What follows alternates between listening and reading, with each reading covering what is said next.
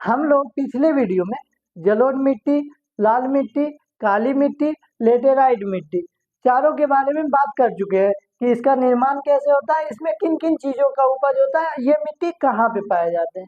अब हम लोग बात करेंगे पर्वतीय मिट्टी क्या होती है, मरुस्थलीय मिट्टी, अम्लीय मिट्टी और क्षारीय मिट्टी क्या होती है, इसका निर्माण कैसे होता है, इनमें किन किन चीज़ों का उपज होता है। सबसे पहले हम लोग बात कर लेते हैं पर्वतीय मिट्टी, जिसको इंग्लिश में हम लोग बोलते हैं माउंटेन सोयल, क्योंकि ये जो है पर्वत पे निर्मित होती है, पर्वत से ये मिट्टी का निर्माण होता है, इसलिए इसको हम लोग पर्वतीय मिट्टी बोलते हैं। यहाँ लिख सकते हैं हम लोग पांचवा जो हमारा पॉइंट होता है वो क्या आता है, पर्वतीय मिट्टी।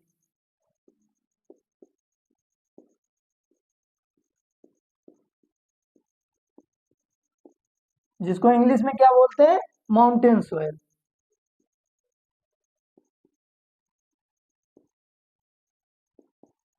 अब देखिए ये मिट्टी का निर्माण कैसे होता है, तापमान में जब परिवर्तन होता है, यानी दिन में ज्यादा धूप कर दिया, रात में एकदम ठंडा कर दिया, फिर दिन में ज्यादा धूप, रात में ठंडा कर दिया, इस प्रक्रिया द्वारा जो पर्वत पे चट्टान रहते हैं, धूप ज्यादा करने से वो चट्टान क्या होते हैं, फैल जाते हैं और फिर रात में जब मौसम ठंडा होता है तो वो क्या होते हैं, सिकुड़ते हैं।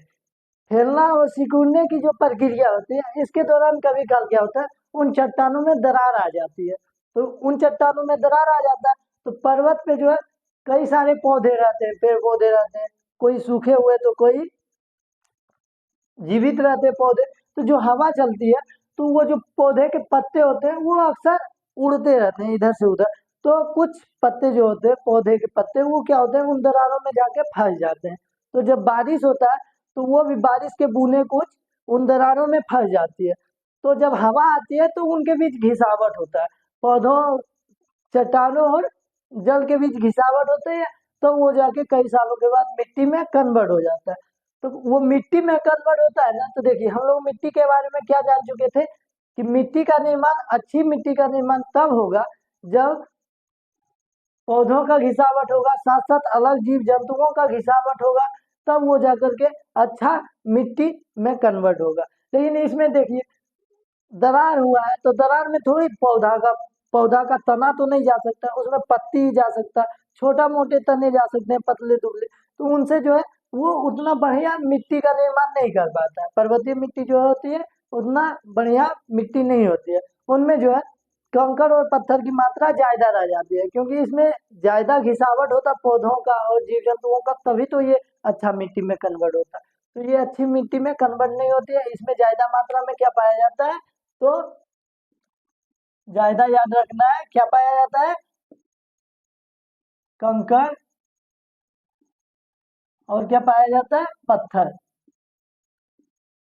कंकड़ और पत्थर की मात्रा क्या होती है, इसमें ज्यादा होती है। अब देखिए ये पर्वत है ना, ये पर्वत है, इसमें निर्माण क्या हुआ, चट्टानों के टूटने फूटने से जो है पर्वतीय मिट्टी का निर्माण हुआ, जिसको हम लोग माउंटेन सोयल बोलते हैं। ये मिट्टी कन्वर्ट हुआ, ठीक है। अब बारिश आता है तो आप लोगों को पता है कि बारिश आता है तो वो क्या करता है, बाढ़ जैसा मिट्टी रहता है अपने गांव में तो वो क्या दोहिया देता है।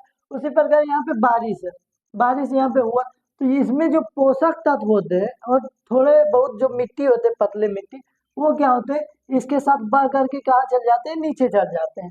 तो इनमें जो पोषक तत्व होती है उसकी भी कमी हो जाती है, किसके कारण, ज्यादा बारिश होने या बोल सकते हैं ज्यादा सिंचाई से पर्वतीय मिट्टी की पोषक तत्वों की कमी हो जाती है, जिसमें नाइट्रोजन हो गया, फास्फोरिक एसिड हो गया, इन सभी पोषक तत्वों की कमी हो जाती है। तो बात करते हैं तो इसमें आखिर उपज कैसे होगा और किन चीजों का होगा। तो इसमें उपज के लिए जो है एक अलग सिंचाई का प्रयोग किया जाता है, जिसको हम लोग क्या बोलते हैं, ड्रिप सिंचाई। क्या बोलते हैं, ड्रिप सिंचाई। ड्रिप सिंचाई,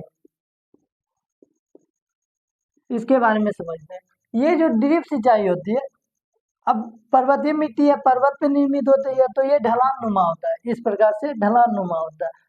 तो ये ड्रिप सिंचाई जो होती है नल जैसी होती है, क्या होती है, नल जैसी। ये नल हो गया, इस प्रकार से होती है। इसमें जितना पानी की आवश्यकता होती है खेतों में, जो उपज हम कर रहे हैं उनमें, तो उतना ही जल की आवश्यकता ये पूर्ति करता है, ज्यादा जल वहां पे नहीं देता है। ज्यादा देगा तो जो भी पोषक तत्व रहेगा वो साथ में नीचे बह जाएगा, इसलिए यहाँ पे जो है ड्रिप सिंचाई का प्रयोग किया जाता है। किसका प्रयोग किया जाता है? ड्रिप सिंचाई। अब बात आता है इसमें किन किन चीजों का उपज होता है। तो धान गेहूं का हो सकता है। तो धान गेहूं में आप लोग जानते होंगे कि मोटे अनाज में क्या जरूरत होती है? सिंचाई की। और यहाँ पे अगर हम सिंचाई की व्यवस्था करें तो क्या हो जाएगा? ये बह करके सब नीचे चल जाएगा इसका पोषक तत्व, क्योंकि ये ढलान नुमा होता है। तो इसमें किस चीज का उपज होता है? तो याद रखिएगा, इसमें जो है कॉफी, चाय, सेब का बागान लगाया जाता है। अब क्यों लगाया जाता है ये समझिए। देखिए, कॉफी जो होता है उनमें जो है जल की बहुत कम मात्रा में चाहिए। जल क्या चाहिए? बहुत कम मात्रा में। और चाय में भी क्या चाहिए? बहुत कम मात्रा में जल चाहिए। इसलिए जो है ड्रिप अपनाया जाता है, ड्रिप सिंचाई। कम क्यों चाहिए ये समझ लीजिए। इसमें अगर कहीं भी जमाव रह गया ना जल का, तो ये जो पौधे होते हैं वो क्या होते हैं? मर जाते हैं, गल के मर जाते हैं। इसलिए यहाँ पे ड्रिप सिंचाई की जाती है। जितना जरूरत होता है उतना ही। ह्यूमस के लिए जो है सिर्फ भिगोया जाता है, ये मिट्टी को भिगोया जाता है। कहीं पे पानी जमा नहीं रखा जाता है। किन मिट्टी में? तो आप लोग याद रखिएगा, पर्वतीय मिट्टी में। तो ये मिट्टी आखिर कहाँ कहाँ पाया जाता है? इसमें हम लोग अगर चाहे आलू, गेहूं, धान, बाजरा, तो वो सबकी उपज नहीं हो सकती है। इतना आप लोगों को याद रखना है। ये मिट्टी जो होती है हिमालय के पर्वतीय क्षेत्रों में पाया जाता है। जम्मू कश्मीर हो गया, हिमाचल प्रदेश हो गया, शिमला हो गया, ये सब जगहों पे जो है ये मिट्टी पाई जाती है। अब बात करते हैं छठा नंबर, क्या आता है? मरुस्थलीय मिट्टी। क्या आता है दोस्तों? मरुस्थलीय मिट्टी।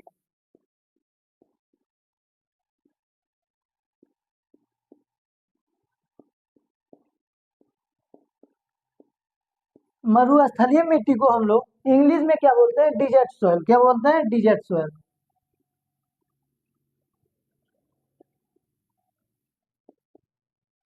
अब ध्यान दीजिए, ये मिट्टी का निर्माण कैसे होता है। एक बात याद रखिएगा, इस मिट्टी को हम लोग एक और नाम से जानते हैं, जिसको हम लोग क्या बोलते हैं? रेतीली मिट्टी। क्या बोलते हैं? रेतीली। क्यों बोलते हैं? क्योंकि ये रेत के समान होता है। क्यों होता है वो अभी समझते हैं हम लोग। देखिए, मरुस्थलीय मिट्टी का निर्माण होने का मेन कारण ये होता है कि यहाँ का तापमान जो होता है ना उच्च होता है, और यहाँ पे कम वर्षा होता है। तो जहाँ पे कम वर्षा हो रहा है और वहाँ का तापमान उच्च है, यानी यहाँ पे एक तो कम वर्षा हो रहा है, जल की कमी हो रही है, और साथ साथ यहाँ पे वाष्पीकरण, उच्च ताप है तो वाष्पीकरण करेगा। इस मिट्टी में जो भी पोषक तत्व होते हैं उसका भी वाष्पन हो जाता है, वाष्प हो जाता है। यानी इसमें कमी क्या हो जाता है? तो याद रखिएगा, इसमें कमी जैसे हो गया पोषक पदार्थ, ह्यूमस की कमी हो जाती है। क्या हो जाती है? ह्यूमस। और जैविक जैविक खादों की भी कमी हो जाती है। किसमें? तो याद रखना है, मरुस्थलीय मिट्टी में। तो बात आता है इसमें उपज हम कर सकते हैं कि नहीं कर सकते हैं। तो पहले ये ध्यान रखिए, ये सब की कमी होती है ना, तो इसमें अधिकता तो कोई चीज का होगा ही। तो ये सब का कमी होता है, तो इसमें अधिकता जो होती है वो कैल्शियम कार्बोनेट का होता है। किसका होता है? कैल्शियम कार्बोनेट का। कैल्शियम कार्बोनेट की अधिकता हो जाती है। कैल्शियम कार्बोनेट की अधिकता हो जाती है। तो इसमें उपज आखिर कैसे करेंगे? हो सकता है कि नहीं? तो हाँ, हम लोग इसमें उपज कर सकते हैं। कब कर सकते हैं? जब इसमें सिंचाई की व्यवस्था करेंगे। मान लीजिए यहाँ पे लिख रहे हैं, सिंचाई की व्यवस्था करें और उर्वरक की अगर पूर्ति करें। उर्वरक की अगर सिंचाई और उर्वरक की अगर यहाँ पे पूर्ति करेंगे ना, तो हम यहाँ पे मोटे अनाज उगा सकते हैं। मोटे अनाज जैसे गेहूं हो गया, ज्वार हो गया, बाजरा हो गया, इन सब की खेती हम कब कर सकते हैं? जब यहाँ पे सिंचाई और उर्वरक की पूर्ति करेंगे तब। अब बात आता है ये मिट्टी कहाँ पे पाई जाती है। तो ये मिट्टी जो है राजस्थान के क्षेत्रों में सबसे ज्यादा पाया जाता है। गुजरात में पाया जाता है, दक्षिण पंजाब में ये मिट्टी पाई जाती है। ये आप लोग ध्यान रखिएगा। अब हम लोग बात कर लेते हैं अम्लीय मिट्टी के बारे में। अम्लीय मिट्टी को हम लोग इंग्लिश में एसिडिक सोयल बोलते हैं। इसका निर्माण कैसे होता है? तो जहाँ पे अधिक बारिश होता है या बरसात होता है, यहाँ लिख सकते हैं अधिक वर्षा। जहाँ पे मान लीजिए अधिक वर्षा होता है, तो वहाँ के जो पोषक तत्व होते हैं खेतों के, उसको बहा करके जो है ले जाता है। जैसे कैल्शियम, पोटेशियम, मैग्नीशियम, इन सब पोषक तत्वों को बहाकर ले जाता है। तो वहां बच क्या जाता है, एल्युमिनियम, लोहा, सिलिकॉन, अम्लीय ऑक्साइड, ये सब तत्व बच जाते हैं, जिसके कारण वहां की मिट्टी क्या हो जाती है, अम्लीय हो जाती है। अब बात आता है इसमें किन चीजों का उपज होता होगा, ये अम्लीय हो जाती है तो इनमें किन चीजों का उपज होता होगा। तो इनमें जो है खट्टे फल या अनाज बोल सकते हैं, खट्टे फलों का उपज होता है। किन किन चीजों का उपज होता है, तो याद रखना है, अनानास, जितने भी खट्टे फल होते हैं वो सभी का उपज होता है। अब देखिए इसमें एल्युमिनियम और लोहा, सिलिकॉन की अधिकता होने के कारण इसमें जो है कैल्शियम कार्बोनेट की वृद्धि हो जाती है। वृद्धि किसकी हो जाती है, कैल्शियम कार्बोनेट की। Calcium carbonate.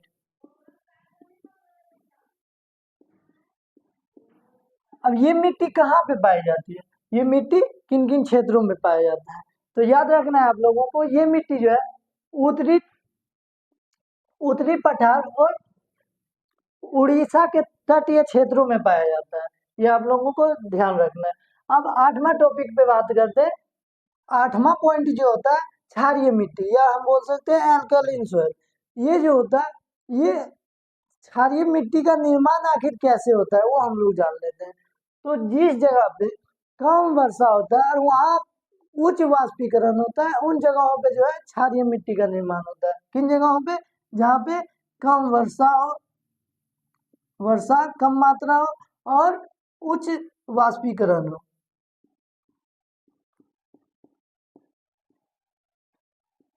आखिर इसी जगह पे क्यों क्षारीय मिट्टी होती है, इसके बारे में समझते हैं।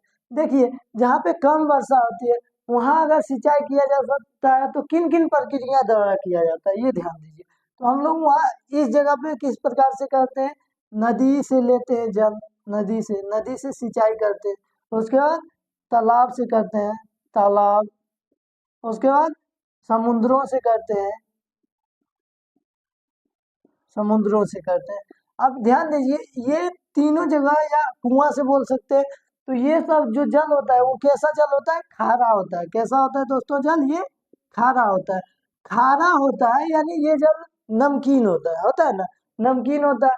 तो इसमें क्या पाया जाता है, ये सभी जल में क्या पाया जाता है, तो याद रखना है सोडियम। क्या पाया जाता है, Na यानी सोडियम पाया जाता है, जिसके कारण हम अगर क्षारीय मिट्टी में उपज के लिए इनके द्वारा सिंचाई करते हैं, नदी, तालाब, समुद्र, क्योंकि यहाँ पे कम बारिश हो रहा है तो हम लोगों को नदी या तालाब या कुआं से पानी लेना ही होगा वहां पे उपज करने के लिए। तो हम लोग लेते हैं। तो क्या होता है, खेतों को जब पटावन करते हैं, देहात भाषा में पटावन बोला जाता है, तो पटावन करते हैं या सिंचाई करते हैं, तो उच्च वाष्पीकरण के कारण क्या होता है, वहाँ जो जल होते हैं खेतों में उसकी जो है वाष्पीकरण हो जाता है, वाष्पीकरण हो जाते हैं। तो शुद्ध जल को जो है ऊपर खींच लिया जाता है वाष्पीकरण के द्वारा। बच जाता है क्या यहाँ पे, सोडियम। सोडियम बचने के कारण यहाँ पे अधिकता हो जाती है कैल्शियम कार्बोनेट और खनिज लवण की। किस किस की अधिकता हो जाती है, अधिक मात्रा में यहाँ पे हो जाता है, याद रखना है, कैल्शियम कार्बोनेट, कैल्शियम कार्बोनेट और खनिज लवण। ये सब की अधिकता होने के कारण क्या होता है इन जगहों पे, तो याद रखना है आप लोगों की, उपज को कम कर देता है। तो अगर हमको इन खेतों यानी क्षारीय मिट्टी के खेतों को उपजाऊ बनाना है तो यहाँ हम लोगों को किन किन चीजों का प्रयोग करना पड़ता है, तो अम्लीय पदार्थ उपज के लिए, उपज के लिए ध्यान रखना है किन किन चीजों का, अम्लीय पदार्थ, अम्लीय पदार्थ, और हम बोल सकते हैं गोबर के खाद। गोबर के खाद का प्रयोग करेंगे तब यहाँ पे उपज हो सकता है। बात आता है किन किन चीजों का उपज कर सकते हैं, तो चना, तुअर, मूंग, ये सब चीजों का हम यहाँ पे उपज कर सकते हैं।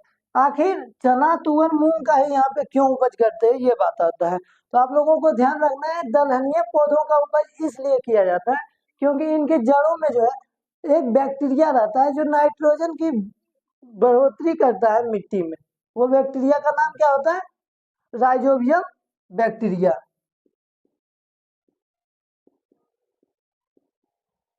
राइजोबियम नाम का बैक्टीरिया होता है जो नाइट्रोजन की वृद्धि करता है उनके जड़ों में, चना तुअर जितने भी दलहनीय पौधे होते हैं। तो बात आता है ये मिट्टी कहाँ कहाँ पे पाए जाते हैं, क्षारीय मिट्टी या अल्कलीन मिट्टी कहाँ पे पाए जाते हैं, सॉइल कहाँ पे पाए जाते हैं?